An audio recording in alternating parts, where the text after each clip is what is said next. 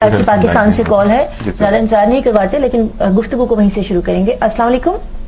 وعلیکم السلام جی، آپ کا نام؟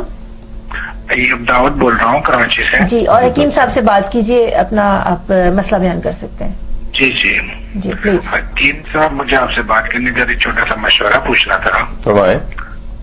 مجھے پوچھنا تھا کہ مجھے قبض کا ذرا زیادہ پرابلم ہے اور تھوڑا سا پیٹ ایسا نکل رہا ہے کہ میں چاہ رہا ہوں کہ تھوڑا سا اسٹمک کم کیا جائے، تو اس کے سلسلے میں کیا کرنا چاہیں یا مجھے اور کیا میڈیسن لینی چاہیے جو حکیمی دوائی ہو؟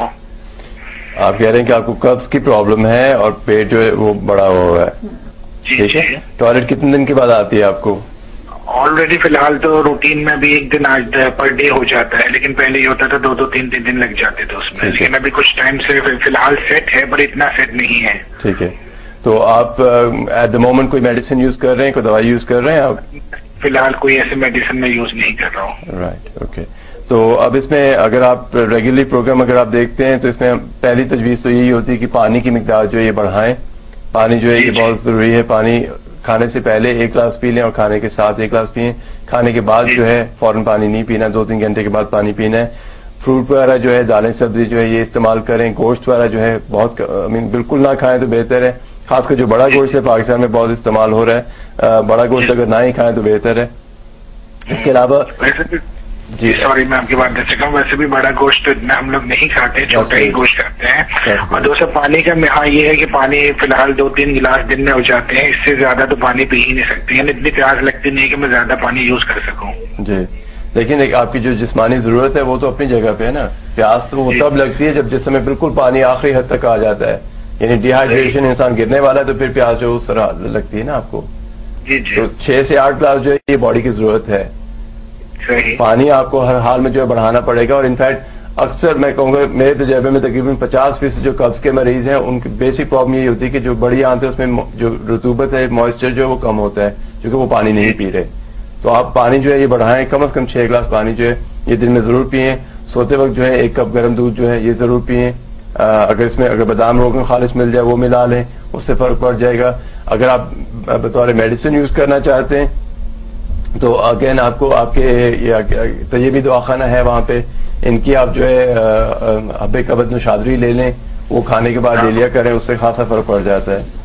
کون سا حکیمی دواخانہ؟ طیبی دواخانہ جو ہے، طیبی دواخانہ جو ہے یہ آپ کی کراچی میں ہے، ان کی حب کبد نوشادری لے لیں اور یہ کھانے کے بعد لے لیا کریں۔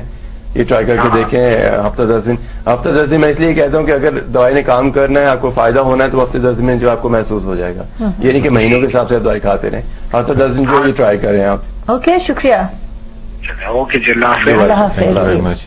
اور ہمیں چاہیے جواب کہ وہ قہوے کی بات ہم سن رہے تھے، میتھرے کا قہوہ۔ ہاں جی، تو میتھرے جو ہے ان کا جو کعبہ ہے انہیں توڑ پھوڑ کر لیں، آدھی چمچ جو ہے کپ میں ڈال دیں، پانی ابال کے شامل کریں، اسے مکس کریں اور 10 منٹ کے لیے رکھتے ہیں، اور کھانے کے بعد یہ جو کعبہ یہ پئیں۔ اس سے نہ صرف آپ کا جو پینکریاس ہے وہ بہتر کام کرے گا بلکہ جو گلوکوز ہے وہ ایبزارب ہونے میں جو ہے باڈی کو مدد ملے گی۔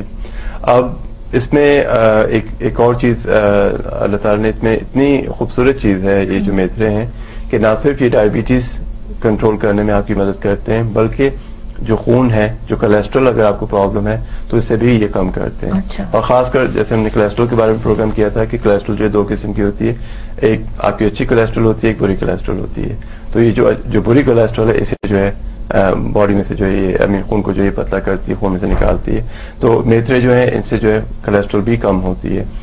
اب یہ دیکھا جاتا ہے کہ جن لوگوں کو ڈائبٹیز ہے اکثر جو ہے انہیں کولیسٹرول کی میڈیسن جو ہے وہ بھی ڈاکٹر دیتے ہیں۔